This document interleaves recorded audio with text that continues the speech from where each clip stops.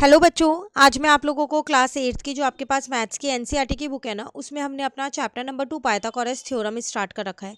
आज की क्लास में हम लोग लास्ट फिगर इट आउट के क्वेश्चंस करने वाले हैं, जो पेज नंबर 52, 53 एंड 54 पे हैं। टोटल 9 क्वेश्चंस है आपके पास। तो चलिए स्टार्ट करते हैं हम यहाँ पर अपने क्वेश्चन नंबर 1 से। कह रहा है find the diagonal of the square with side length 5 centimetre. आपको एक स्क्वायर के डायगोनल की लेंथ बतानी है जिसकी साइड लेंथ आपको दे रखी है 5 सेंटीमीटर है। तो अगर आप यहाँ पर एक स्क्वायर बना लें, सबसे पहले मैंने यहाँ पर एक स्क्वायर बना लिया। ठीक है, ये मैंने इसका डायगोनल बना लिया। इसको मैंने नाम दे दिया यहाँ पर ए बी सी और डी। आपको पता है स्क्वायर का हर एक एंगल 90 डिग्री का होता है। तो मैं ये कह सकती हूँ कि जो ये ट्राइंगल है ए बी डी, ये एक राइट एंगल ट्राइंगल है। ठीक है, तो मैं इसमें पाइथागोरस थ्योरम लगा सकती हूँ क्योंकि इसकी साइड लेंथ मुझे यहाँ पर 5 गिवन है। तो मैं पाइथागोरस थ्योरम की हेल्प से जो ये डायगोनल है आपके पास बी डी, इसको निकाल सकती हूँ। तो इसका मतलब अगर हम अपनी पाइथागोरस थ्योरम लगाते हैं तो होती है हाइपोटेन्यूज का square is equals to perpendicular का स्क्वायर प्लस बेस का स्क्वायर। हाइपोटेन्यूज का मतलब होता है बीडी, तो यहाँ आ गया बीडी का स्क्वायर। परपेंडिकुलर का मतलब मैंने ए बी या ए डी कुछ भी ले लो, एक बेस ले लो और एक परपेंडिकुलर ले लो यहाँ पर, तो ए बी का स्क्वायर हो गया। तो ये बी डी का स्क्वायर तो मुझे जो डायगोनल है वो फाइंड करना ही है। तो यहाँ आ जाएगा 5 का स्क्वायर प्लस 5 का स्क्वायर। तो इसका मतलब 25 प्लस 25 आ गया बी डी स्क्वायर। तो यहाँ से मैंने अपना बी डी जो है वो निकाल सकती हूँ। जैसे ही स्क्वायर हटाऊंगी सामने मेरे पास रूट लग जाएगा, तो बी डी आ जाएगा मेरे पास √50। अब अगर मैं यहाँ 50 के प्राइम फैक्टराइजेशन देखूँ तो ये 2 की टेबल में 25 पे आता है, देन 5 5 जो और 5 1 जो होता है। तो फिर मैं बी डी को ये लिख सकती हूँ ना, अंडर रूट में 2 इंटू 5 इंटू 5। तो इन दोनों 5 में से एक 5 बाहर आ जाएगा और √2 अंदर रह जाएगा। तो यहाँ पर मेरे पास बी डी आ गया इतना। तो आपसे पूछ रहा था कि डायगोनल बताओ कितना होगा। तो लास्ट में आप लिख सकते हो यहाँ पर diagonal of a square is 5√2 centimetre. Clear.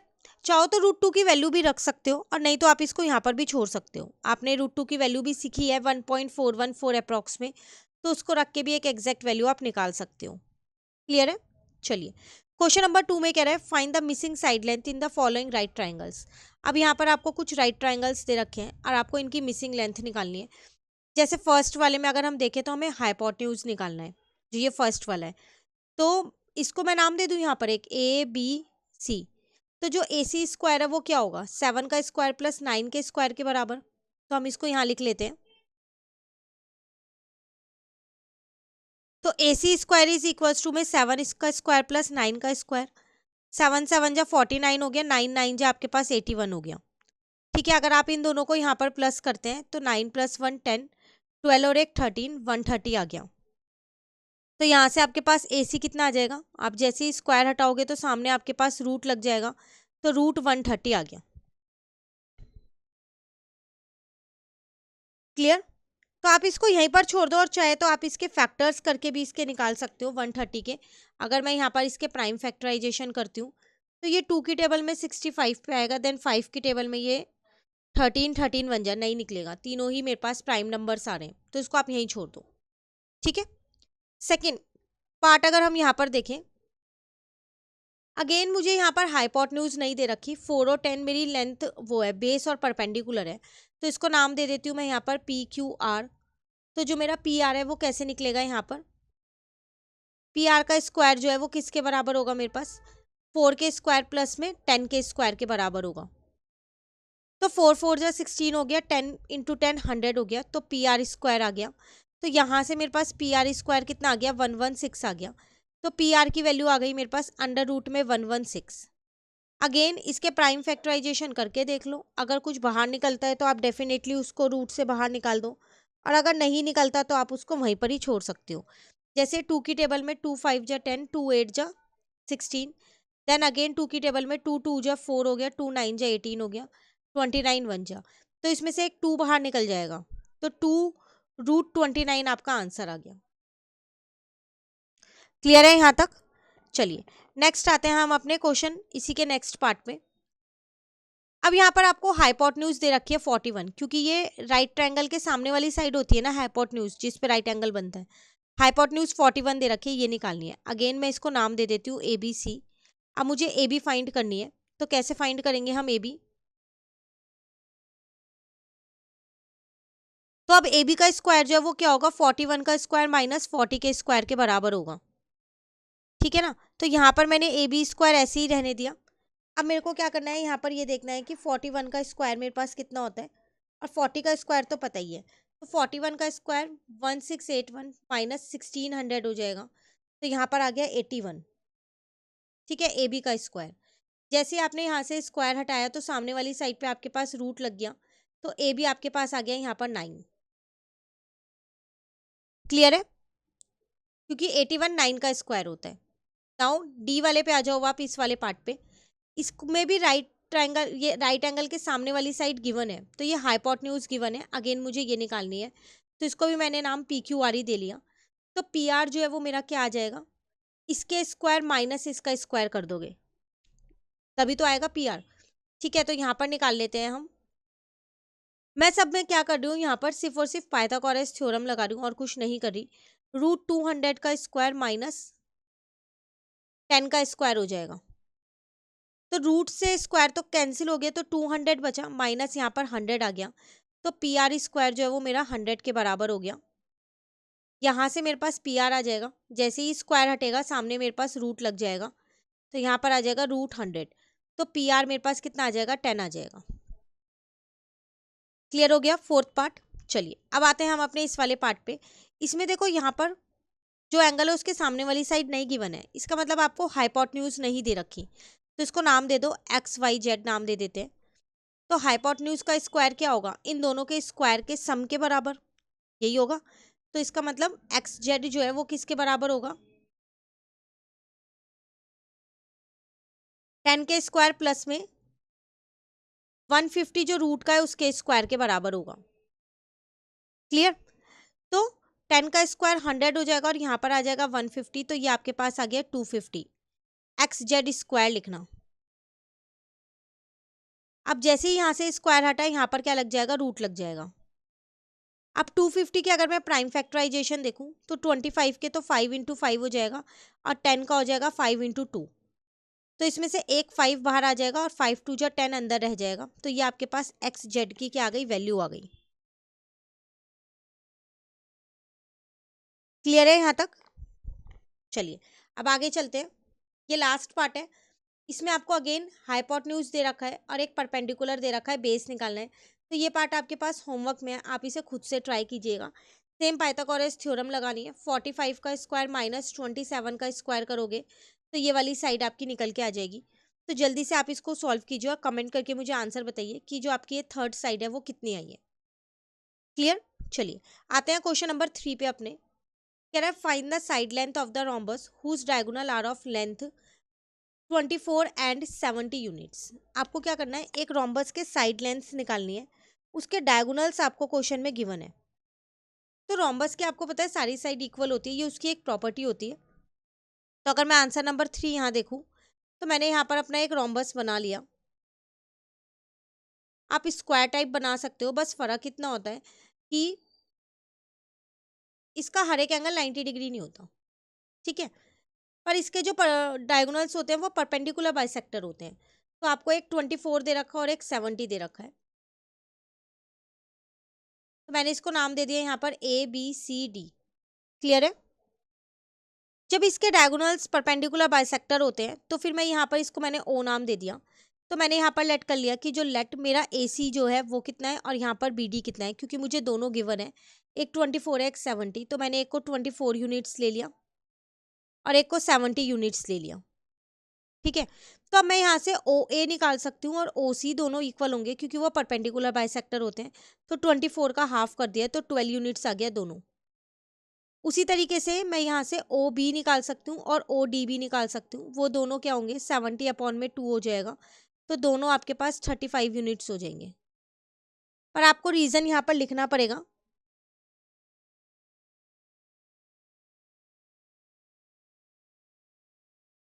Diagonals of rhombus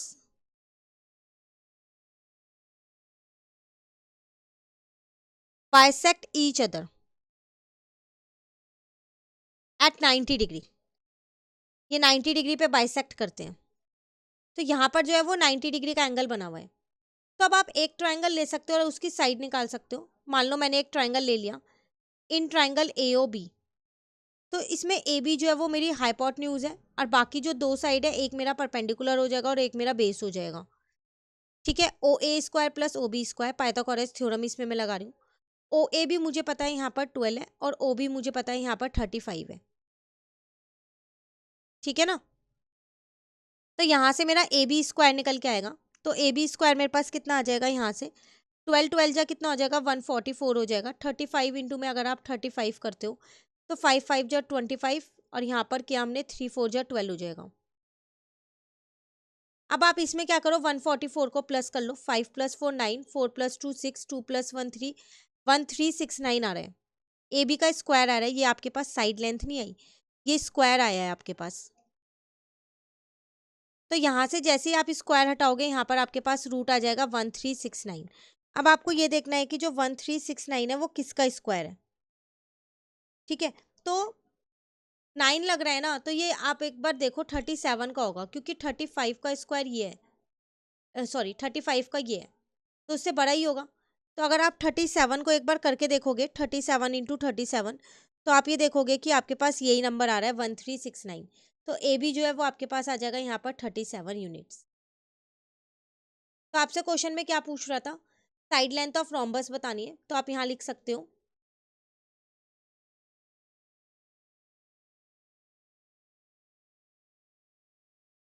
side length of rhombus is equals to में 37 यूनिट्स। क्लियर हो गया क्वेश्चन 3। चलिए अब आते हैं अपने क्वेश्चन नंबर 4 पे। इसमें आपसे क्या कह रहे हैं, is the hypotenuse the longest side of right triangle, justify your answer. कह रहे जो हाइपोटेन्यूज है क्या वो लॉन्गेस्ट साइड होती है एक राइट ट्राइंगल की। आपको अपने आंसर को क्या करना है, यहाँ पर जस्टिफाई करना है। देखो ये आपको पता है कि जो हाइपोटेन्यूज है वो लॉन्गेस्ट साइड होती है, पर हम उसे जस्टिफाई कैसे करेंगे वो यहाँ देखिए, एक एग्जाम्पल से हम उसे जस्टिफाई कर सकते हैं। सबसे पहले हम यहाँ लिख देंगे yes,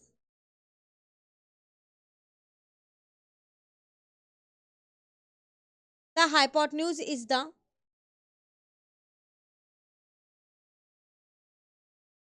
longest side of a right triangle.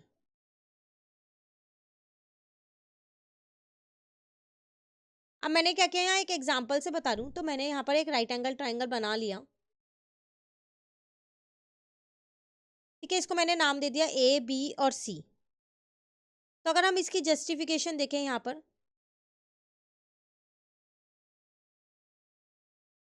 तो देखो आपको पता है कि जो AC का स्क्वायर है वो क्या होगा, AB के स्क्वायर प्लस BC के स्क्वायर के बराबर होगा, यही होगा। तो आप इसमें कोई सी भी साइड मान लो, एक को आप 4 मान लो, एक को आप 3 मान लो। तो मैं यहाँ से AC का स्क्वायर निकाल सकती हूँ। तो मेरे पास आ जाएगा 4 का स्क्वायर प्लस में 3 का स्क्वायर। ठीक है ना। तो AC का स्क्वायर कितना आ जाएगा आपके पास, 4 4 जा 16, 3 3 जा 9 आ जाएगा। तो यहाँ से मेरे पास AC का स्क्वायर आ गया 25। तो AC मेरा 5 निकल के आ गया। तो अगर आप ध्यान से देखो, तो AC जो आपके पास 5 आया है वो लॉन्गेस्ट ही तो है। AC जो है, AC is greater than other two side, greater than other two sides, दो साइड से बड़ा है। तो हैंस प्रूव, जो हमें यहाँ पर जस्टिफाई करना था, प्रूव करना था, वो हमने प्रूव कर दिया। Clear question number 4। चलिए आते हैं क्वेश्चन नंबर 5 पे। कह रहा है ट्रू और फॉल्स है, every Baudhayana triple is either primitive triple or a scaled version of primitive triple. तो आपसे क्वेश्चन में क्या पूछ रहा है, कह रहा है कि जितनी भी बोधियाना ट्रिपल्स होती है या तो वो प्रिमिटिव ट्रिपल होती है या फिर वो नॉन प्रिमिटिव ट्रिपल्स होती है। नॉन प्रिमिटिव मतलब scaled version of primitive triple, हाँ यही होती है। तो आप सिंपली इसको लिख सकते हो yes.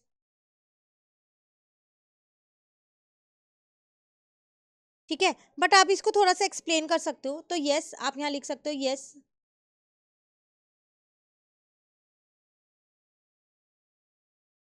Every Baudhayana triples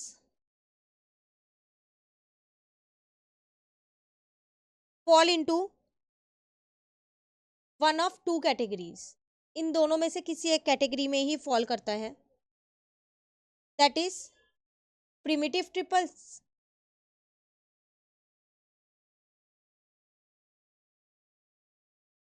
and non primitive triple, या फिर स्केल्ड वर्जन भी लिख सकते हो आप।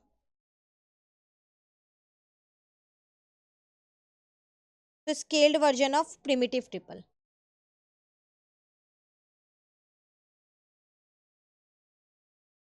ठीक है, आप चाहो तो इसके एग्जाम्पल दे सकते हो दोनों के एक एक। अगर मैं इस वाले का एग्जाम्पल दूं तो मैं यहाँ ले सकती हूँ 3 4 5। ये मेरे पास हो जाएगा primitive triple.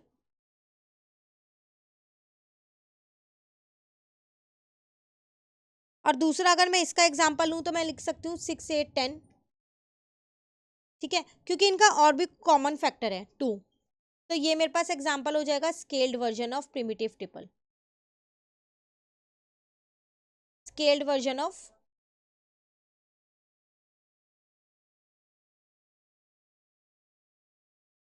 Primitive triples. Clear. चलिए आते हैं क्वेश्चन नंबर 6 पे। इसमें आपसे क्या कह रहा है यहाँ पर, ये 5 example of rectangles whose side length and diagonals are all integers. कह रहा है ऐसे आपको 5 एग्जाम्पल देने हैं रेक्टेंगल के जिसकी साइड लेंथ भी और डायगोनल्स भी जो क्या है वो आपके पास क्या हो, इंटीजर्स हो। तो देखो अगर आप रेक्टेंगल एक बार यहाँ पर ड्रॉ करके देखो, मैंने यहाँ पर एक रेक्टेंगल ड्रॉ कर लिया। ठीक है, इसको नाम भी दे दिया मैंने यहाँ पर ABCD। तो रेक्टेंगल का हर एक एंगल 90 डिग्री होता है। तो इसका मतलब साइड लेंथ ये रही और ये डायगोनल है। तो ये क्या बना रहा है मेरा, पाइथागोरस थ्योरम लगा सकती हूँ, इसमें राइट एंगल ट्रायंगल बना रहे हैं। तो आपको ऐसे 5 एग्जांपल्स देने हैं जिसकी साइड लेंथ और डायगोनल जो है वो इंटीजर हो। ऐसा ज़रूरी नहीं है कि नेगेटिव में हो, इंटीजर पॉजिटिव वाले भी आप ले सकते हो। तो एग्जाम्पल 1 में मैंने यहाँ पर यूज़ कर लिया 3 4 5 क्योंकि मेरे पाइथागोरस थ्योरम में है। तो इसमें मैंने अपनी लेंथ जो है वो क्या ले ली, लेंथ ले ली मैंने आपके पास यहाँ पर 4 यूनिट्स। जो ब्रेथ है उसको मैंने ले लिया यहाँ पर 3 यूनिट्स। जो डायगोनल है वो क्या होगा मेरा, हाइपोटेन्यूज होगा, है ना। तो इसलिए वो बड़ा लूंगी क्योंकि हाइपोटेन्यूज मेरी लॉन्गेस्ट साइड होती है। तो डायगोनल मैंने ले लिया 5 यूनिट। ठीक है, ऐसे ही आप और एग्जांपल्स ले सकते हो यहाँ पर। अगर मैं एग्जांपल 2 की बात करूँ यहाँ पर लेना वही जिसमें पाइथागोरस थ्योरम सेट हो रही हो। तो हमने एक ले लिया यहाँ पर 5 12 और 13। अगेन मैंने इसमें लेंथ जो है वो 5 यूनिट ले ली, आप 12 यूनिट्स भी ले सकते हो। ठीक है, ब्रेथ जो है वो मैंने 12 यूनिट्स ले ली और जो मेरा डायगोनल है वो मैंने कितना ले लिया यहाँ पर 13 यूनिट्स ले लिया। ठीक है, तो ऐसे आपको टोटल 5 एग्जांपल्स देने हैं। तो आप हर एक में लेंथ ब्रेथ और डायगोनल इजीली लिख सकते हो। डायगोनल हमेशा याद रखना लॉन्गेस्ट वाला होगा। तो एग्जांपल 3 में यहाँ लिख देती हूँ 8 15 और 17। ये भी हमने अभी किया था ऊपर जब हमने लास्ट फिगर इट आउट के क्वेश्चन समझे थे उसमें जाना था। सेम ऐसी एग्जाम्पल नंबर 4 ले लो एक आप लेना आप, लेकिन वही जो आपके पास ट्रिपल बन रही हो, उसके अलावा कोई और नहीं लेना। ठीक है, 7 24 25 ले लेना एक जिसमें ये डायगोनल हो जाएगा, ये डायगोनल, बाकी लेंथ और ब्रेथ हो जाएंगी। और एक एग्जाम्पल और क्या ले सकते हो आप इसके अंदर, 6 8 10 ले लो जो अभी हमने ऊपर वाले क्वेश्चन में भी लिया है। ये डायगोनल हो जाएगा, ये लेंथ और ब्रेथ हो जाएगी। तो ऐसे आपको 5 एग्जाम्पल्स देने थे जिससे आप एक रेक्टेंगल फॉर्म कर सकते हो। उसमें जो साइड लेंथ और डायगोनल्स हैं वो क्या होंगे, आपके इंटीजर्स होंगे। क्लियर। नाउ क्वेश्चन नंबर 7 में आपसे क्या कह रहे हैं यहाँ पर, कंस्ट्रक्ट अ स्क्वायर, एक स्क्वायर कंस्ट्रक्ट करो whose area is equal to the difference of the area of square of side length 5 unit and 7 unit. कह रहा है आपको यहाँ पर एक स्क्वायर कंस्ट्रक्ट करना है और इस तरीके से कंस्ट्रक्ट करना है कि जो उसका एरिया होगा ना वो क्या होगा, वो डिफरेंस होगा किसका, बाकी जो दो स्क्वायर है उनके साइड लेंथ के। तो बाकी दो स्क्वायर 5 और 7 यूनिट के मुझे दे रखे हैं, तो पहले मैं इनका एरिया निकाल लूँ। तो मैंने यहाँ पर अपना फर्स्ट स्क्वायर ले लिया जिसकी साइड मैंने यहाँ पर ली 5 यूनिट्स। तो फिर इसका एरिया कितना आएगा, 5 इंटू 5 करके आ जाएगा 5 का स्क्वायर, क्योंकि साइड इंटू साइड मेरे पास फॉर्मूला होता है। तो आ जाएगा 25 स्क्वायर यूनिट। सेकंड मैंने अपना स्क्वायर लिया यहाँ पर जिसकी साइड मैंने ली यहाँ पर 7 यूनिट्स। तो इसका एरिया कितना आ जाएगा मेरे पास, 7 इंटू 7 मतलब 7 का स्क्वायर करेंगे तो मेरे पास आ जाएगा 49 स्क्वायर यूनिट। ठीक है, अब अगर मुझे एक ऐसा स्क्वायर कंस्ट्रक्ट करना है जिसका एरिया इनका डिफरेंस हो, तो मैं अगर इनका डिफरेंस निकालूं तो कितना आएगा मेरे पास, तो वो आएगा 49 माइनस का 25, तो आ जाएगा मेरे पास 24 स्क्वायर यूनिट। तो एक ऐसा एरिया कंस्ट्रक्ट करो जिसका एरिया जो है वो कितना हो, 24 हो आपके पास।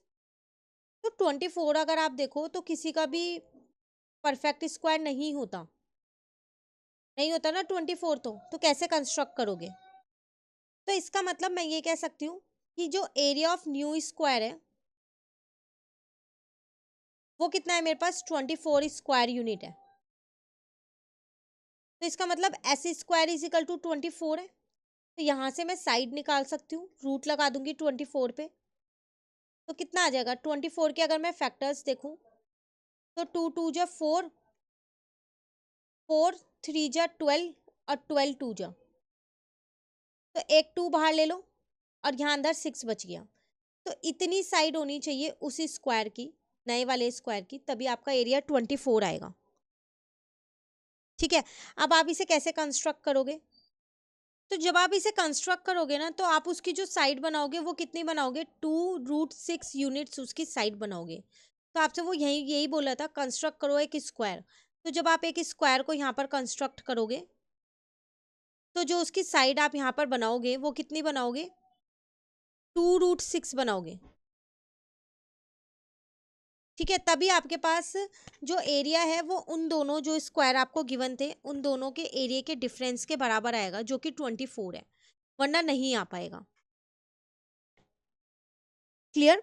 चलिए क्वेश्चन नंबर 8 आपसे क्या कह रहा है, using the dots of a grid as a vertices can you create a square that has an area of 2 square unit, 3 square unit, 4 square unit and 5 square unit.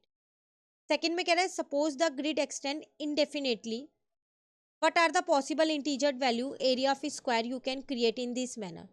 कह रहा है आपको क्या करना है, यहाँ पर जो ये डॉट्स वाला जो आपको ये ग्रिड दे रखा है इसका यूज करना है एज अ वर्टिसेस। हमको यहाँ पर एक ऐसा स्क्वायर क्रिएट करना है जिससे क्या होगा, उसका एरिया 2 स्क्वायर यूनिट हो, 3 हो, 4 हो, 5 हो, 6 हो। तो आपको यहाँ पर इस ग्रिड पे उसको क्या करना है, स्क्वायर को कंस्ट्रक्ट करना है, बनाना है। और उसके साथ साथ अगर ये ग्रिड मान लो इनडेफिनेटली चलता जा रहा है, चलता जा रहा है, तो और कौन कौन से स्क्वायर यूनिट्स, मतलब और कौन कौन से स्क्वायर इस पे आप कंस्ट्रक्ट कर सकते हो, वो आपको यहाँ पर बताना है। क्वेश्चन क्लियर हो गया।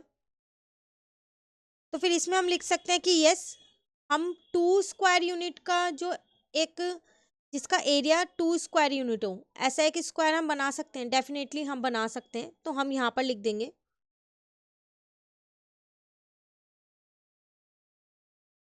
तो अगर हमारे पास एरिया हमारे को चाहिए 2 स्क्वायर यूनिट, तो हम लिख देंगे यस इट इज पॉसिबल। कैसे पॉसिबल है एरिया 2 आ जाए, क्योंकि अगर आप साइड 1 भी लेते हो तो 1 का स्क्वायर तो 1 ही रहेगा, तो 2 कैसे आएगा। तो यहाँ पर आपको जो साइड है वो लेनी पड़ेगी, we need a square with side √2। अगर आप √2 लेते हो तो जो उसका एरिया है वो कैसे निकालोगे, इसका एरिया आप यहाँ पर निकाल के देख लो, साइड में साइड इंटू साइड करोगे तो √2 इंटू √2 करोगे, तो इसका मतलब 2 स्क्वायर यूनिट आ गया। ठीक है, तो पॉसिबल है 2 स्क्वायर यूनिट लेना। अगला आपसे कह रहा था क्या 3 स्क्वायर यूनिट ले सकते हो, तो ये आपके पास फर्स्ट केस हो गया। सेकंड में आपसे कह रहा था एरिया आपको क्या चाहिए, 3 स्क्वायर यूनिट्स। अब आप साइड क्या लोगे यहाँ पर, तो ये भी पॉसिबल है। कैसे पॉसिबल है, yes it is also possible.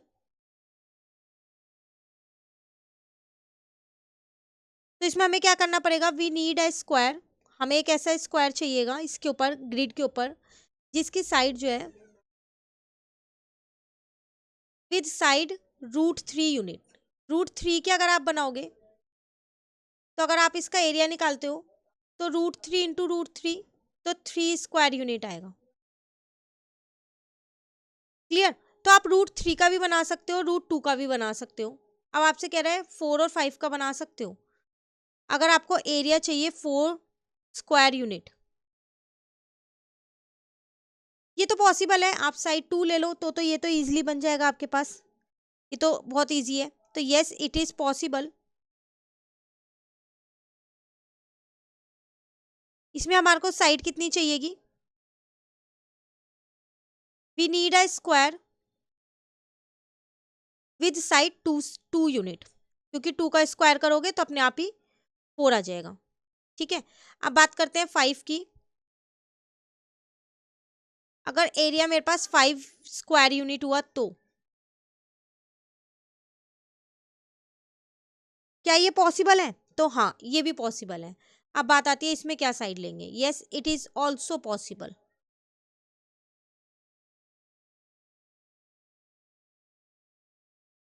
तो we need a square with side. अब आप यहाँ पर साइड कितनी लोगे? तो √5 ले लो, √5 यूनिट, क्योंकि √5 का स्क्वायर करोगे तो 5 ही तो आएगा। क्लियर? तो आप इस ग्रिड पे कोई सी भी स्क्वायर जो आपको दे रखा हो, स्क्वायर दे रखा हो, उसका एरिया दे रखा हो, चाहे उसकी साइड दे रखी हो, वो आप यहाँ पर इजीली बना सकते हो। अभी आपसे एक और चीज़ इसमें पूछ रहा था, अगर ये ग्रिड आपके पास इनडेफिनेटली एक्सटेंड हो जाता है तो कौन कौन सी पॉसिबल वैल्यूज़ है जो आप यहाँ पर ले सकते हो? तो देखो, आप यहाँ पर कई सारी पॉसिबल वैल्यूज़ ले सकते हो। जैसे आपने ऊपर देख ही लिया, 2 3 4 5 सबसे आप एक स्क्वायर बना सकते हो। तो ऐसे और भी बहुत सारी वैल्यूज़ है जो आप यहाँ पर ले सकते हो। अब वो पॉसिबल वैल्यूज़ जो हैं वो हम कैसे यहाँ पर निकालेंगे, आप उनको देखिए। देखो, जब भी आप स्क्वायर ग्रिड पे कोई भी स्क्वायर बनाते हो ना, तो उसका एक सिंपल सा फॉर्मूला होता है आपके पास। आप इसमें बना सकते हो वैल्यूज़, ऐसा नहीं है कि इनफाइनाइट नहीं बना सकते, बट उसकी जो साइड निकालनी होती है उस स्क्वायर ग्रिड पे, उसका एक सिंपल सा फॉर्मूला होता है। तो हम यहाँ पर उसको लिख देते हैं।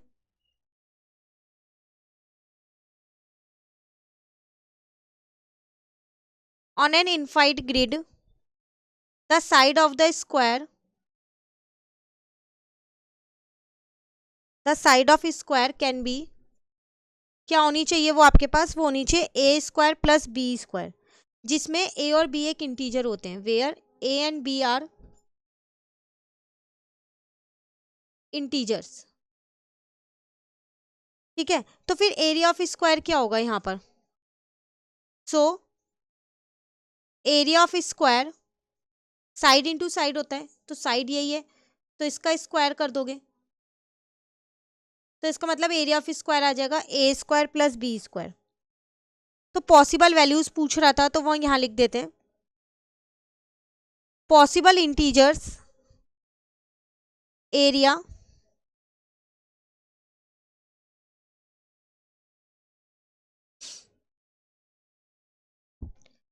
Are all numbers that can B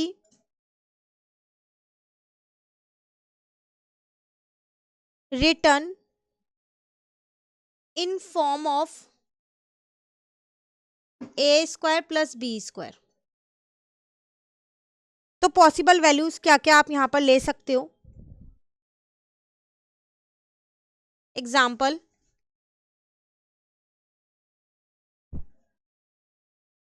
1 ले सकते हो, क्योंकि आप उसे 1 का स्क्वायर + 0 का स्क्वायर कह सकते हो। 2 ले सकते हो, इसे आप 1 का स्क्वायर + 1 का स्क्वायर कह सकते हो, 2 आ जाएगा। 4 ले सकते हो, इसे आप 2 का स्क्वायर + 0 का स्क्वायर कह सकते हो। 8 ले सकते हो, इसे आप 2 का स्क्वायर + 2 का स्क्वायर कह सकते हो। ठीक है, तो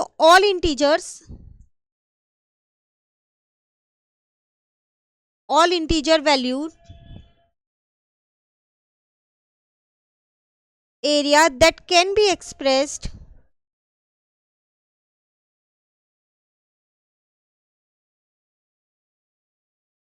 as a sum of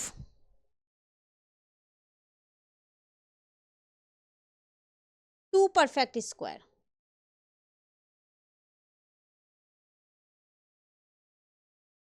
are possible।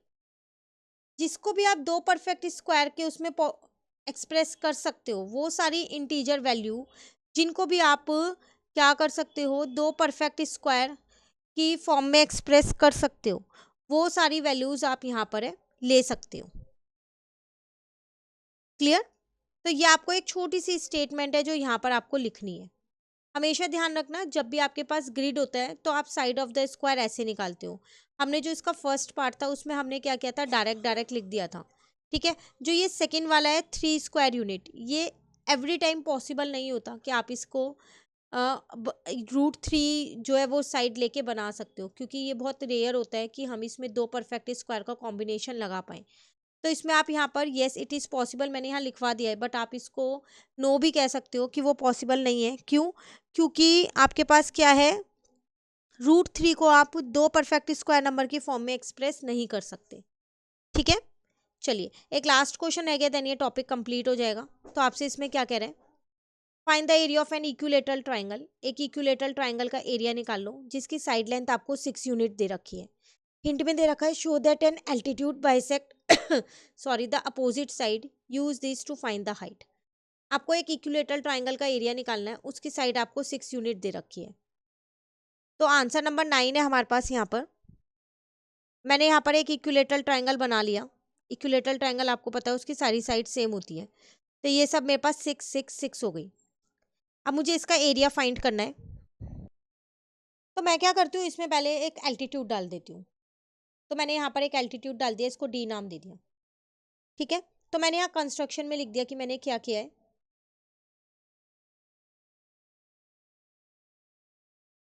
Draw an altitude named AD.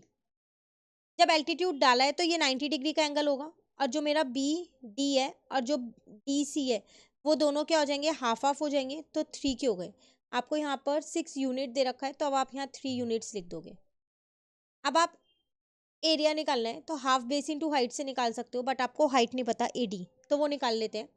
तो in triangle A D B, तो ये मेरी हाइपोटेन्यूज हो जाएगी ए बी। तो ए बी का स्क्वायर जो है वो बराबर हो जाएगा ए डी के स्क्वायर प्लस बी डी के स्क्वायर के। तो ये मुझे पता है 6 का स्क्वायर है।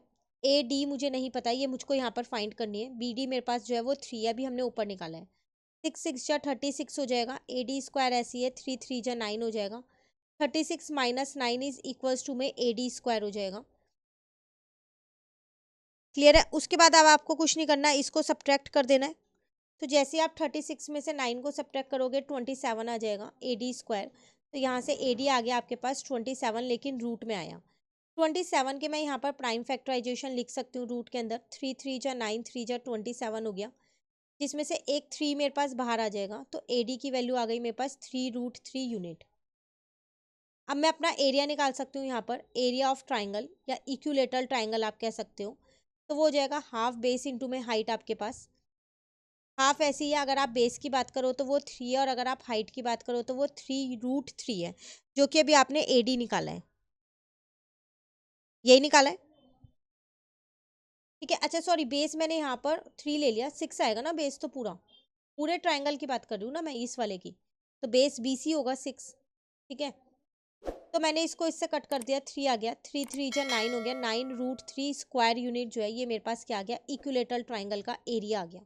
और क्वेश्चन में मुझे इक्विलेटरल ट्राइंगल का एरिया ही फाइंड करना था। क्लियर हो गया?